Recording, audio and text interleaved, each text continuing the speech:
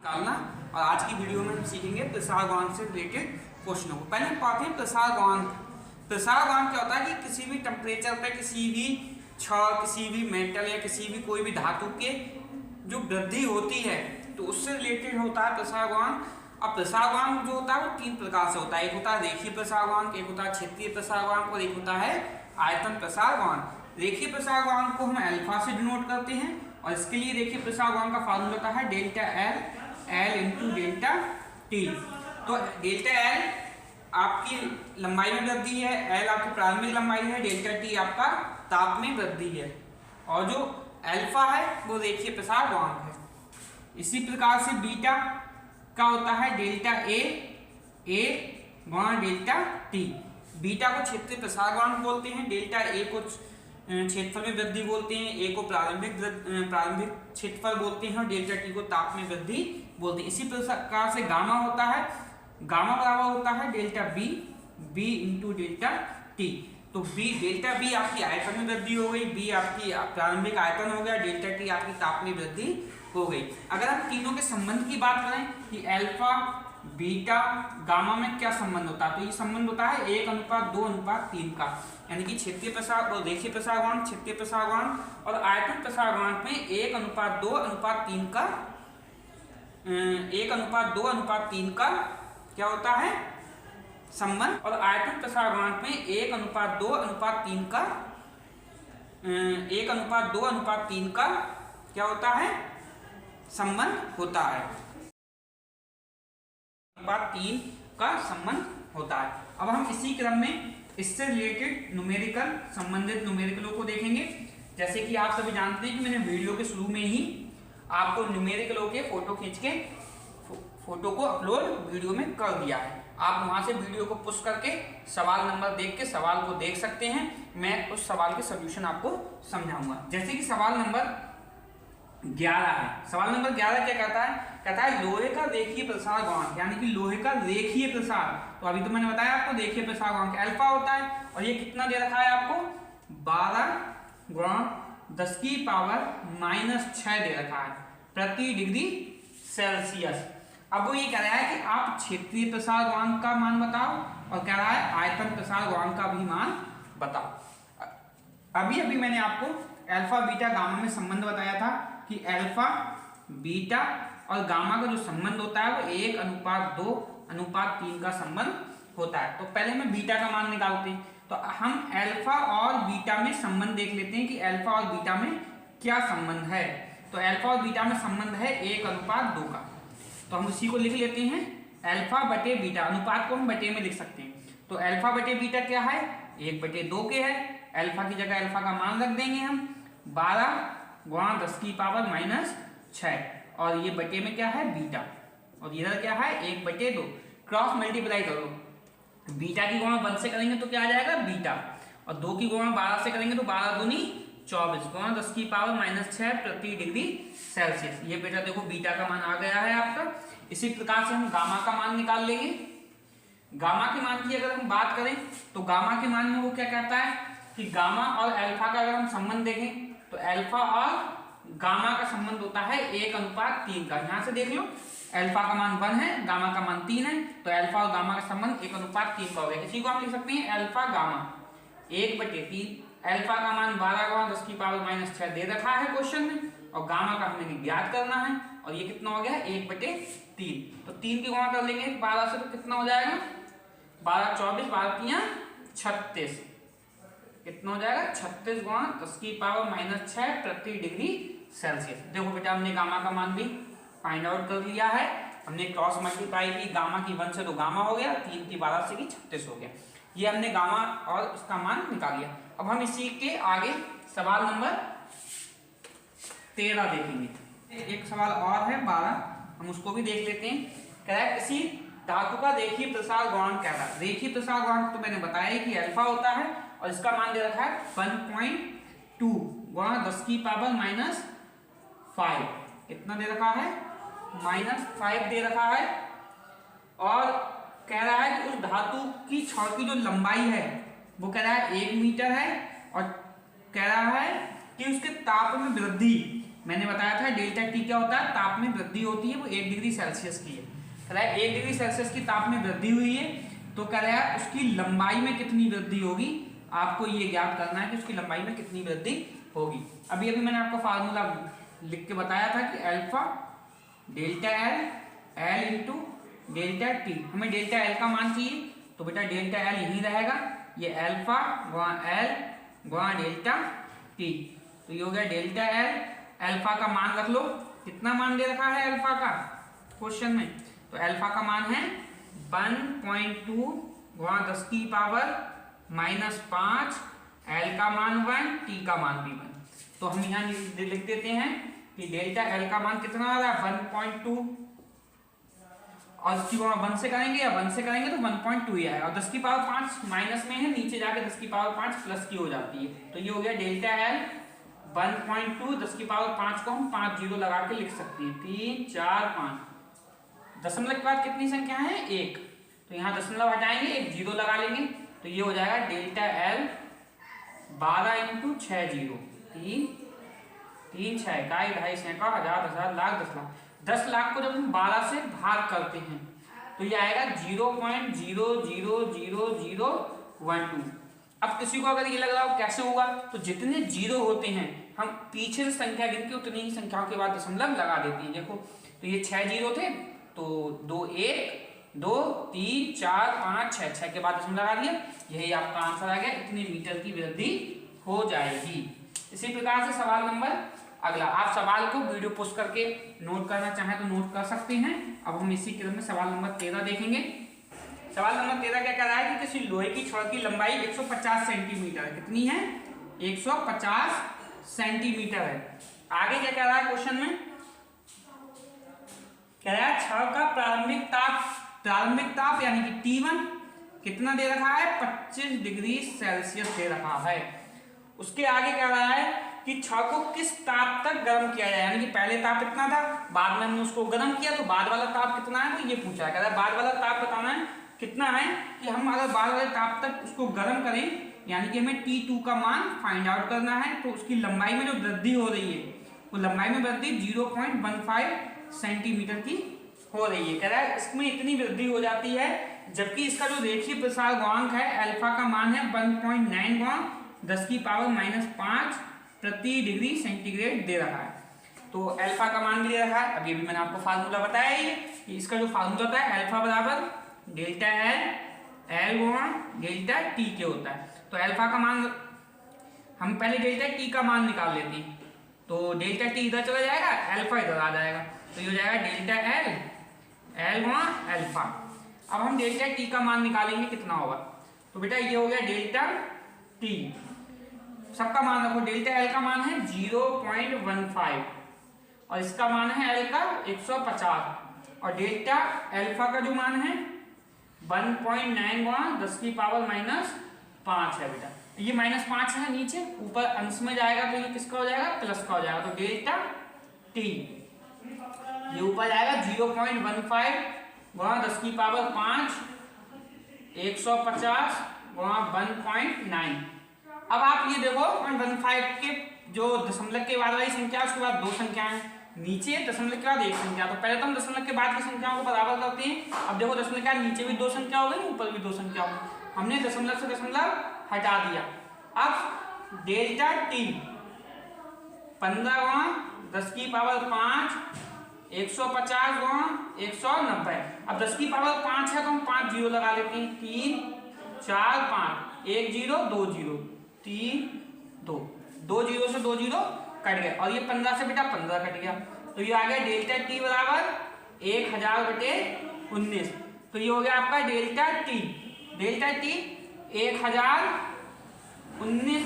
अब delta T को हम क्या लिख सकते हैं, डेल्टा टी को हम लिख सकते हैं T1 वो T2 माइनस T1, क्या लिख सकते हैं T2 माइनस T1, क्योंकि डेल्टा टी का मान होता है T2 माइनस T1, तो इसका मान लिख लो T2 माइनस T1। तो T2 का मान हमें ज्ञात करना है, T1 का मान 25 है, तो ये हो गया 1019। कितना हो गया 1019। T2 का मान निकालेंगे 1000/19 प्लस 25। अब T2 हमें T2 का मान निकालना है, तो इसको लासा ले लेंगे तो ये हो जाएगा बेटा T2 बराबर 1019 की 25 हो पाएंगे 475, और पूरे का हर समान हो गया 19 ले लिया हमने, तो T2 बराबर 1475 और बटे कितना हो गया 19। जब हम इसकी भाग करेंगे बेटा, जब हम इसकी भाग करते हैं तो इसका आंसर आता है 77.63 डिग्री सेंटीग्रेड। तो T2 का मान कितना हो गया 77.63 डिग्री सेंटीग्रेड। हम T2 का मान निकाल चुके हैं। उसने यही पूछा था कि कितने ताप पर छड़ की जो लंबाई में वृद्धि हो इतनी हो जाएगी, तो इतने ताप पर छड़ की लंबाई में वृद्धि इतनी हो जाती है। इसी के क्रम में अगला सवाल देखते हैं, नंबर 14 देखेंगे बेटा। क्या कह रहा है वो? कह रहा है कि एक वो पीतल का पैमाना है जो 0 डिग्री सेंटीग्रेड ताप पर, यानी कि T1 का मान 0 डिग्री है। आगे क्या कह रहा है? शुद्ध पाठ्यांक देता है, पीतल का रेखीय प्रसार गुणांक भी दे रखा है, यानी कि अल्फा बराबर दे रखा है आपको 2 गुणा 10 की पावर -5, 2 गुणा 10 की पावर -5 प्रति डिग्री सेंटीग्रेड। उससे आगे कह रहा है कि बैरोमीटर 30 डिग्री पर, यानी कि T2 का मान है 30 डिग्री सेल्सियस पर, तो वो कह रहा है 30 डिग्री सेल्सियस पर कितना प्रसार होगा 75, तो इसका जो लंबाई में है तो वो 75 सेंटीमीटर है। तो कह रहा है कितनी त्रुटि होगी, यानी कि वृद्धि पूछ रहा है कि कितनी वृद्धि होगी, उसमें कितना अंतर आएगा उसकी लंबाई में, वो अंतर लंबाई में पूछ रहा है आपसे। T1 का मान दे रखा है सवाल नंबर 14। अब हम देखते हैं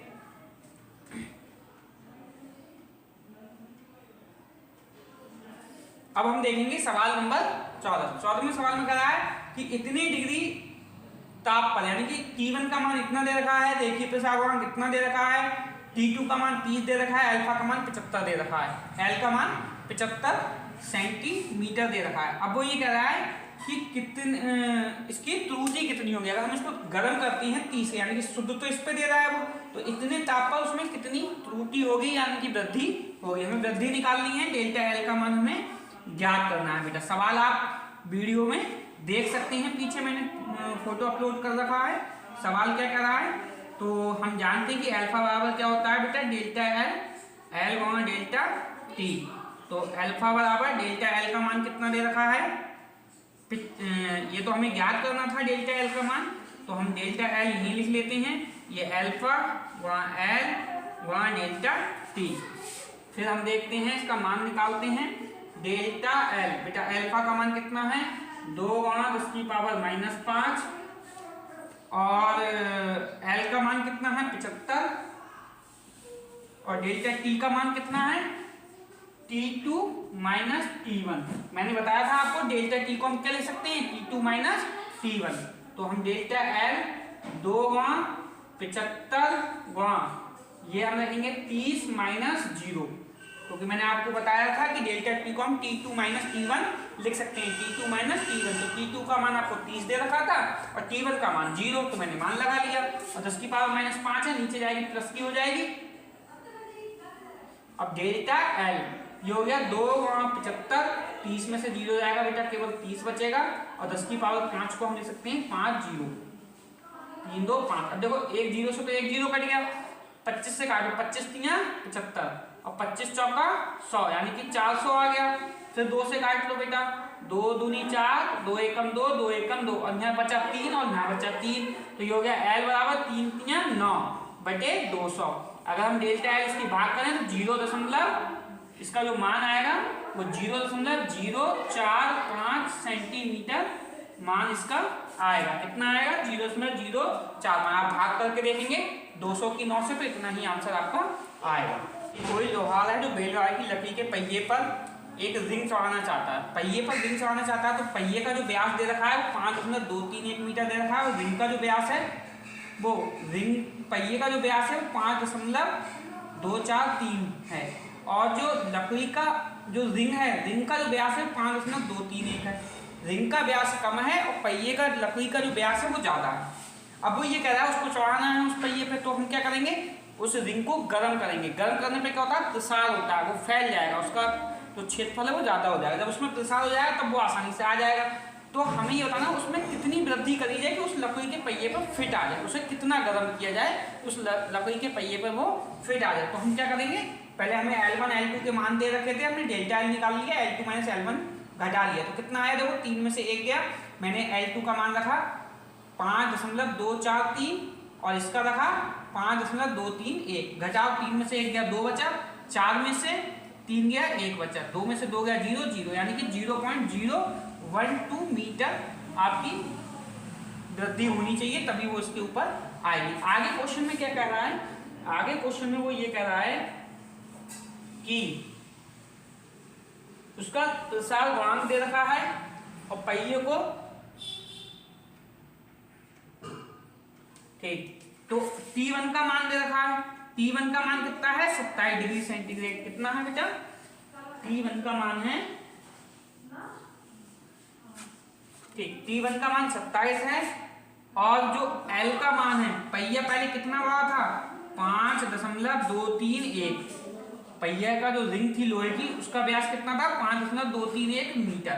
T1 का मान ये था, T2 का पूछ रहा है कि आप बताओ कितना गर्म किया जाए, जबकि अल्फा का मान भी दे रखा है, रेखीय प्रसार गुणांक कितना दे रखा है, उसमें कितना प्रसार होता है, उसमें जो प्रसार होता है वो 1.2 होता है, 1.2 गुणा 10⁻⁵ प्रति डिग्री सेंटीग्रेड, कितना होता है 1.2 10⁻⁵। तो कह रहा है T2 का मान बताओ कितना होगा। देखो बेटा अब मैंने आपको फार्मूला पहले ही बता रखा है कि अल्फा बराबर कितना होता है डेल्टा L गुणा डेल्टा T। तो सबसे पहले काम ये होगा कि हम डेल्टा T का मान निकालेंगे, तो डेल्टा T का जब मान निकालेंगे तो डेल्टा T इधर आ जाएगा, अल्फा इधर आ जाएगा, L गुणा अल्फा। अब हम मान रख लेते हैं डेल्टा T, डेल्टा L का मान अभी मैंने निकाला था बेटा, देखो ये आया, कितना आया था 0.012, L का मान कितना है 5.231 और जो रेखीय प्रसार है वो 1.2 गुणा 10⁻⁵ है। तो डेल्टा T बेटा 0.012 गुणा 10⁵ ऊपर जाएगा प्लस का हो जाएगा, जब 10⁵ प्लस का हो जाएगा तो हम 5 जीरो लगा के लिख सकते हैं 3 4 5 और ये कितना हो जाएगा आपका 5.231 और वहाँ 1.2। अब हम ये देखेंगे कि दशमलव के बाद एक संख्या को एक जीरो लगा लेंगे, इस दशमलव से ये दशमलव कट गया, 12 से 12 कट गया, तो डेल्टा T बराबर कितना आ गया 1 2 3 4 5 6 जीरो, कितने जीरो आ गए हमारे पास 6 जीरो, और बचे में कितना है 5231। जब हम इसको भाग करते हैं बेटा, जब हम इसको भाग करते हैं तो आता है 191.16 डिग्री सेंटीग्रेड। डेल्टा T का मान निकाल दिया, हमें निकालना क्या था T2। अब हम लोग जानते ही हैं कि डेल्टा T को हम क्या लिख सकते हैं T2 माइनस T1 और कितना हो गया 191.16।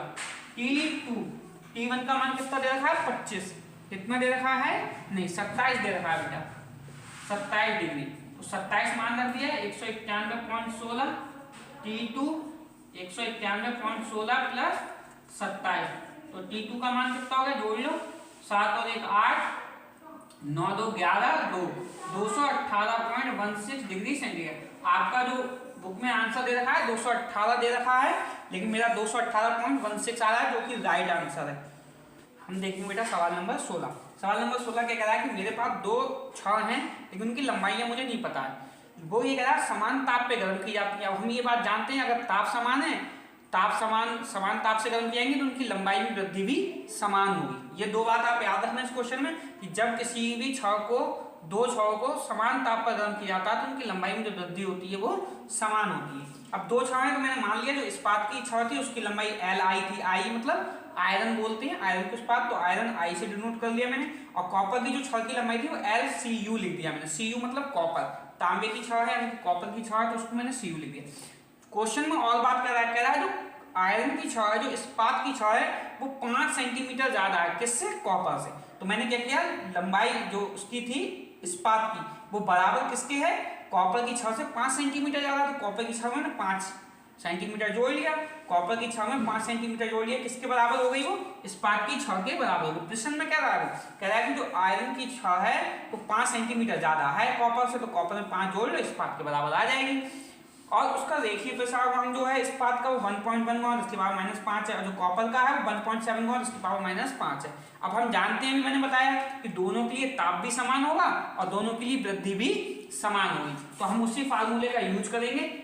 अल्फा आई बराबर क्या हो जाएगा बेटा, एल आई, और बटे क्या हो जाएगा, delta T into L I.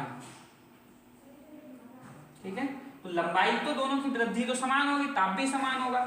इसी प्रकार से लगाएंगे C U, delta L C U बटे डेल्टा टी गुणा एल सी यू। हमने सी यू से सिर्फ ये ढूंढा है, ये कॉपर के लिए है और ये इस्पात के लिए।